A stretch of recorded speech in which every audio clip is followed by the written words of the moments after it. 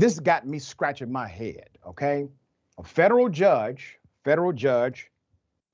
gets his home raided by the FBI, okay? So federal judge. They are looking for inappropriate sexual acts caught on video inside of the judge's home. Let me first put up the picture of the judge, okay? His name is Thomas James McAvoy. Thomas James McAvoy, federal judge. Authorities searched a senior federal judge's home as part of a Manhattan criminal investigation, Manhattan, not federal, that led to felony charges earlier this month against the judge's son, okay? The judge's son is accused of secretly recording women who were engaged in sexual acts in his Upper East Side residence. That's the allegation. Okay, so we got the judge's picture. I could not find his son's picture. We searched and researched, could not find it, could not verify it. That's fine. We have the judge's picture, and the judge's home is the one that was actually searched.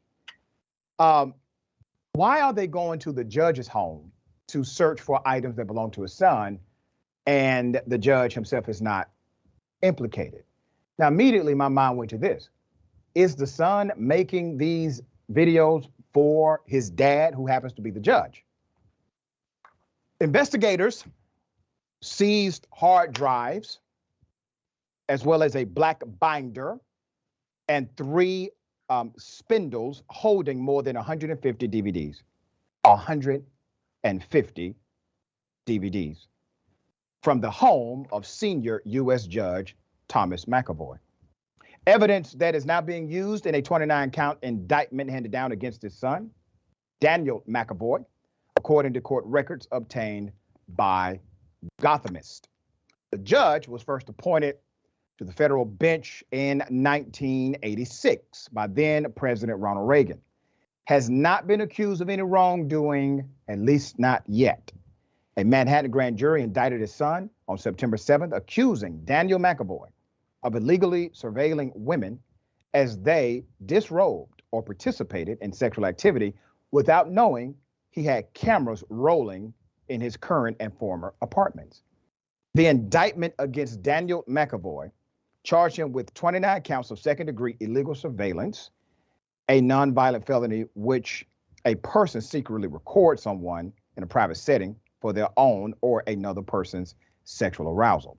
If convicted, he will face at least 1.5 to 4 years in prison and could be forced to register as a sex offender.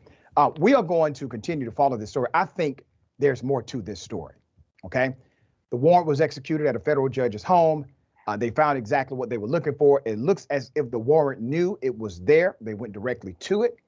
That means there are statements on record, part of the investigation, that gave a probable cause warrant to search for those particular items inside of a federal judge's home. But they are saying that the federal judge himself is not, in fact, a target of their investigation and has not been noted as such. But I will say this, the fact that it was in his home, that is possession. Some would argue that's called constructive possession, but you definitely had access to it. And typically, the way the rules would work, if that happened to anybody else, you're going to take that ride for what's in that house. Now, maybe you can convince the judge later it wasn't yours, but you're going to take that ride because you have constructive possession of the material that has been deemed illegal.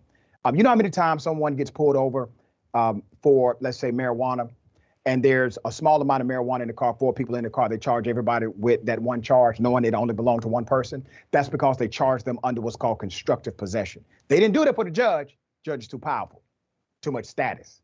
They would have done it for me and you, but not to the judge. All right, Senator, thoughts here? Yeah, I mean, some people are, in fact, above the law, unfortunately, but we're going to see where this investigation goes. And 150 DVDs, Doc, in a house at this day and age, kind of hard to miss. And binders, there's something suspicious here, but we're going to let the investigation go where it goes. Yep, there it is.